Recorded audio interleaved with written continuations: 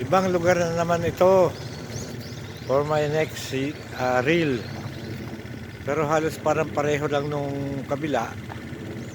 Pero ito mas malapit lang sa amin. Ayan. Hindi ko lang maanuhan yung lugar na ito kung anong to. Ayan. Ang cherry blossom na tinatawag. Maganda siya. Mahaba. Walang mga dahon. Puro bulaklak lang. The same as before. Ayan. Ang ganda ng Japanese dog. Hello! Hello. Dami? Nay. Ayan. Ayan siya.